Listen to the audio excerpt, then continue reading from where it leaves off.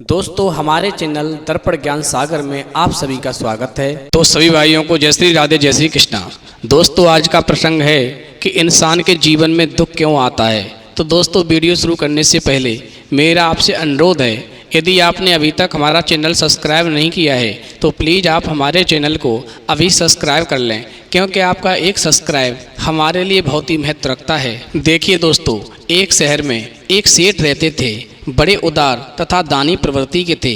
दोस्तों एक दिन अपने घर में बैठे थे कि एक आवाज़ आई, मैं बहुत भूखा हूँ, भूख से मेरी जान निकल रही है, कोई खाना खिला दे तो उसका भला होगा। सेठ ने सुना, उस व्यक्ति को बुलवाया, अच्छा खाना खिलाया। खाना खाकर वो व्यक्ति तृप्त हो गया। दोस्तों सेठ को दुआएं देने लगा। सेठ ने उससे पूछा कि आप कौन हैं और कहां से आए हैं। उस व्यक्ति ने कहा, मैं यमराज का दूत हूं और आपको लेने आया हूं। दोस्तों यह सुनकर सेठ घबरा गया, उसके सामने गिड़गिड़ाने लगा। उस दूत ने कहा, सेठ जी आपने बहुत स्वादिष्ट खाना खिलाया है, मैं आपसे बहुत खुश हूँ। मेरे पास सबका लेखा जोखा है, किसने क्या किया है सबका लेखा जोखा रखता हूँ, आपका भी इसमें लेखा जोखा है। आपने मुझे इतना स्वादिष्ट भोजन कराया कि भूख से मेरी दम निकल रही थी, मेरा मन तृप्त हो गया।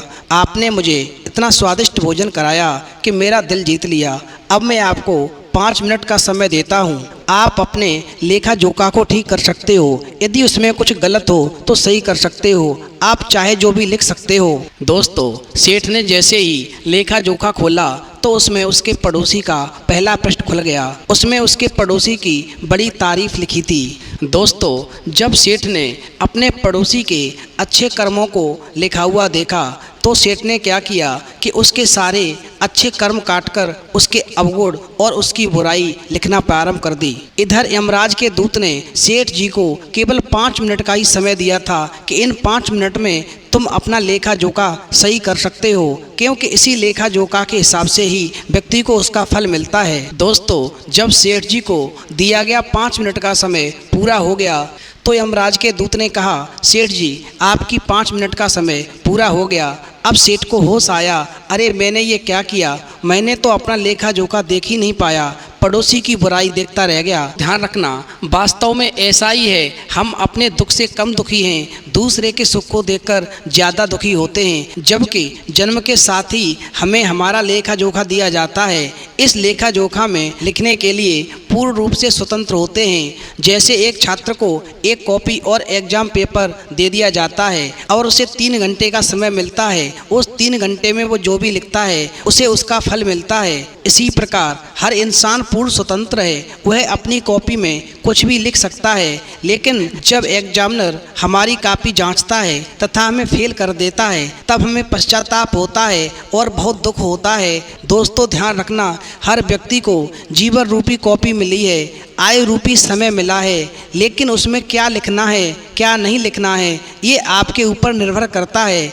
एक छोटे बच्चे को कागज़ तथा कलम दे दो तो वह उस कागज़ पर आड़ी तिरछी लकीरें खींचता रहेगा, सारा कागज़ इसी में बर्बाद कर देगा। इसी प्रकार जो भी मनुष्य अपने जीवन रूपी कॉपी में आड़ी तिरछी लकीरें खींचकर अपना समय बर्बाद कर देते हैं, वही उनके जीवन में दुख का कारण बनता है। ध्यान रखना, हमारी दूर की दृष्टि बहुत तेज है, पास की खराब है। हमें दूसरों के दोष दूर से दिखाई देते हैं, क्योंकि दूर की दृष्टि ठीक है, अपने पास के दोष दिखाई नहीं देते, कारण पास की दृष्टि खराब हो गई है।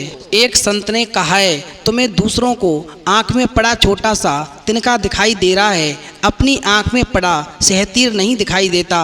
अर्थात दूसरे की बुराई खूब दिखाई देती है, दूसरे की अच्छाई भी बुराई दिखाई देती है, अपनी बुराई भी अच्छाई मालूम पड़ती है। मेरी आँखों में मैं का रोग हो गया है, मैं ही केवल योग्य हूँ, केवल मैंने ही कार्य किया है। दोस्तों जब ये मैं अपने आप को ही सर्वश्रेष्ठ समझता है तो ये मैं और बढ़ता जाता है, और यदि ये मैं बढ़ गया तो इंसान के जीवन की बर्बादी शुरू हो जाती है। इसलिए ध्यान रखना, हमें मैं को अपने अंदर नहीं प्रवेश करना है। तो दोस्तों ध्यान रखना, इस कहानी से हमें ये सीख मिलती है कि हमें कभी भी अपने अंदर मैं को प्रवेश नहीं होने देना है, हमें कभी भी दूसरों की खुशियों को देखकर कभी नहीं जलना चाहिए। दोस्तों ध्यान रखना, जो इंसान दूसरों की खुशियों को देख कर के जलता है वो अपने जीवन में और ज़्यादा दुखी होता जाता है, जिससे उसका जीवन बर्बादी की दिशा में चला जाता है और वो जो प्राप्त करना चाहता है फिर उसे कभी प्राप्त नहीं कर पाता। तो दोस्तों हमें कभी भी किसी की खुशियों को देखकर नहीं जलना चाहिए। तो यदि आपको हमारी वीडियो पसंद आई हो तो प्लीज़ आप हमारे चैनल को सब्सक्राइब करें, लाइक करें, शेयर करें, क्योंकि आपका एक सब्सक्राइब हमारे लिए बहुत महत्व रखता है। तो दोस्तों इस वीडियो में इतना ही, फिर मिलेंगे एक नई वीडियो में नए प्रसंग के साथ। तब तक के लिए जय श्री राधे, जय श्री कृष्णा।